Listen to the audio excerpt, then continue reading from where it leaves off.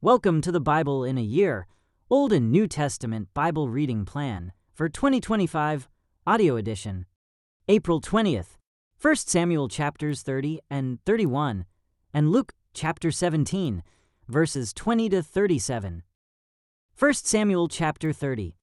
David destroys the Amalekites. 3 days later, when David and his men arrived home at their town of Ziklag, they found that the Amalekites had made a raid into the Negev and Ziklag. They had crushed Ziklag and burned it to the ground. They had carried off the women and children and everyone else, but without killing anyone.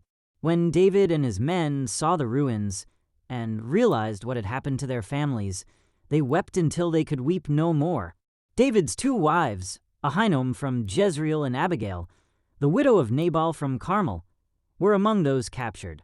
David was now in great danger, because all his men were very bitter about losing their sons and daughters, and they began to talk of stoning him.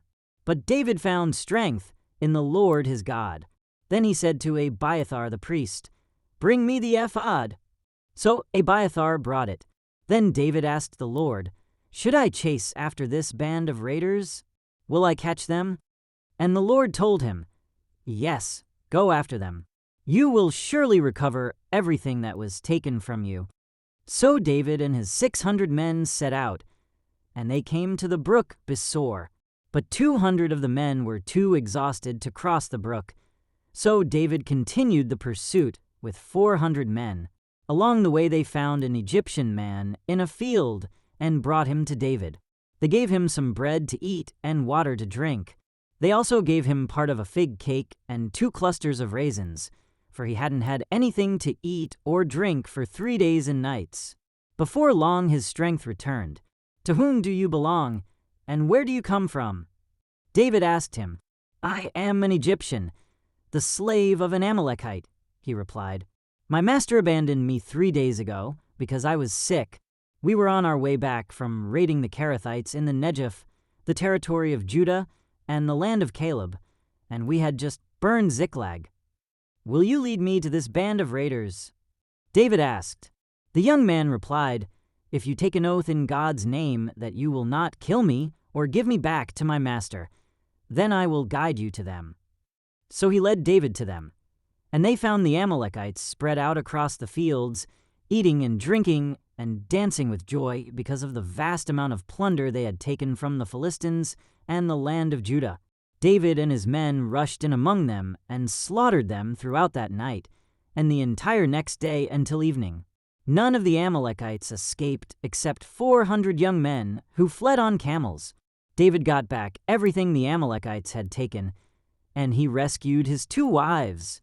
Nothing was missing, small or great, son or daughter, nor anything else that had been taken. David brought everything back. He also recovered all the flocks and herds, and his men drove them ahead of the other livestock. "This plunder belongs to David," they said. Then David returned to the brook Besor and met up with the 200 men who had been left behind because they were too exhausted to go with him. They went out to meet David and his men, and David greeted them joyfully. But some evil troublemakers among David's men said, "They didn't go with us, so they can't have any of the plunder we recovered. Give them their wives and children, and tell them to be gone." But David said, "No, my brothers, don't be selfish with what the Lord has given us. He has kept us safe and helped us defeat the band of raiders that attacked us. Who will listen when you talk like this? We share and share alike, those who go to battle and those who guard the equipment." From then on, David made this a decree and regulation for Israel, and it is still followed today. When he arrived at Ziklag, David sent part of the plunder to the elders of Judah, who were his friends. "Here is a present for you, taken from the Lord's enemies," he said. The gifts were sent to the people of the following towns David had visited: Bethel, Ramath Negev, Jattir, Aroer, Siphmoth, Eshtemoa, Rasel, the towns of the Jerahmeelites, the towns of the Kenite, Hormah, Borash, and Athek, Hebron, and all the other places David and his men had visited. 1 Samuel 31. The death of Saul. Now the Philistines attacked Israel, and the men of Israel fled before them. Many were slaughtered on the slopes of Mount Gilboa. The Philistines closed in on Saul and his sons, and they killed 3 of his sons, Jonathan, Abinadab, and Malchishua. The fighting grew very fierce around Saul, and the Philistine archers caught up with him and wounded him severely. Saul groaned to his armor-bearer, "Take your sword and kill me before these pagan Philistines come to run me through and taunt and torture me." But his armor-bearer was afraid and would not do it. So Saul took his own sword and fell on it. When his armor-bearer realized that Saul was dead, he fell on his own sword and died beside the king. So Saul, his 3 sons, his armor-bearer, and his troops all died together that same day. When the Israelites on the other side of the Jezreel Valley and beyond the Jordan saw that the Israelite army had fled and that Saul and his sons were dead, they abandoned their towns and fled. So the Philistines moved in and occupied their towns. The next day, when the Philistines went out to strip the dead, they found the bodies of Saul and his 3 sons on Mount Gilboa. So they cut off Saul's head and stripped off his armor. Then they proclaimed the good news of Saul's death in their pagan temple and to the people throughout the land of Philistia. They placed his armor in the temple of the Ashtoreths, and they fastened his body to the wall of the city of Bethshan.